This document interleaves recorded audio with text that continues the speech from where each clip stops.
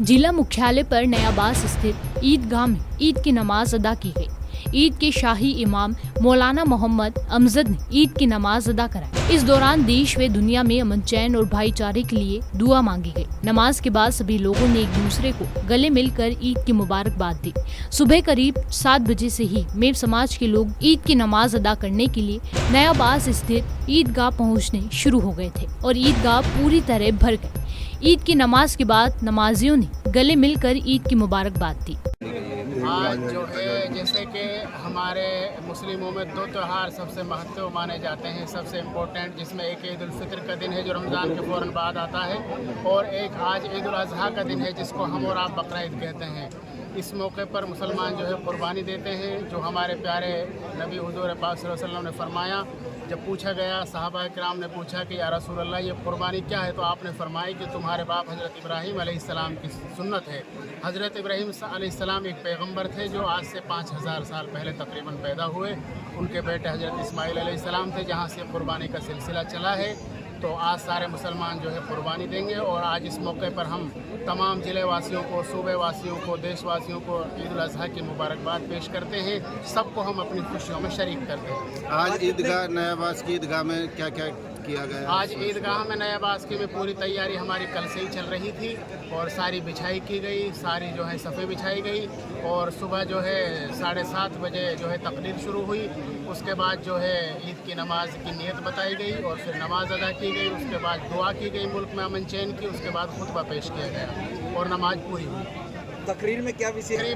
तकरीर में विशेष रूप से ये बताया गया कि हमारे जितने भी देश में मज़ाहिब हैं, जितने रहने वाले हैं, चाहे वो हिंदू हो, मुस्लिम हो, सिख हो, ईसाई हो, मिलजुल कर करें, एक दूसरे के मज़हब की रेस्पेक्ट करें, जिसको कानून ने, और हमारे जो बहुसंख्यक भाई हैं, हिंदू भाई, जो जिसको अपना, जिस जानवर को वो अपना जो है कुछ भी मानते हैं, अपनी उनकी मान्यता है, वो अपनी माँ मानते हैं, आस्था है उनकी, जो है उनका धर्म है, तो उसका ऐसा काम हम हरगिज़ ना करें जो उनको ठेस पहुँचे। जी, कितने रकात की नमाज आज हुई है? विशेष 2 रकात नमाज वाजिब ईद उल अज़हा। आपका नाम सर? मेरा नाम मौलाना मोहम्मद अमजद, इमाम नयाबास ईदगाह कालाकुआ अलवर। आज जो है ईद उल अज़हा की नमाज मौलाना अमजद साहब की क़यादत में पढ़ाई गई। मेरे से पहले इमाम साहब ने सब कुछ बता दिया है कि आज से 5000 वर्ष पूर्व, जैसा कि उन्होंने बताया है कि हज़रत इब्राहीम साहब ने अपने साहबजादे की जो अल्लाह ताला ने उनकी उसमें कुर्बानी मांगी थी, क्योंकि वो बहुत मोहब्बत करते थे अपने बेटे से, और उतनी ही मोहब्बत अल्लाह ताला से करते थे। तो अल्लाह ताला ने उनसे कहा कि आप मेरी राह में किस चीज़ को कुर्बान कर सकते हैं, सबसे प्रिय चीज़ आपका बेटा है, कर देंगे आप? तो उन्होंने अपने बेटे को कुर्बान करने के लिए लिटा दिया था, लेकिन अल्लाह ताला ने उनकी जगह दुम्मे को रख दिया और उन बेटे को बचा दिया। उसी की याद में ये त्याग, बलिदान और ये मोहब्बत का त्यौहार है, इसी की ये नमाज की गई है। और हम समस्त देशवासियों को, हमारे हिंदू, मुस्लिम, सिख, ईसाई, सभी को इस समय पर एक मोहब्बत और ईद की बहुत बहुत मुबारकबाद देते हैं और दुआ करते हैं।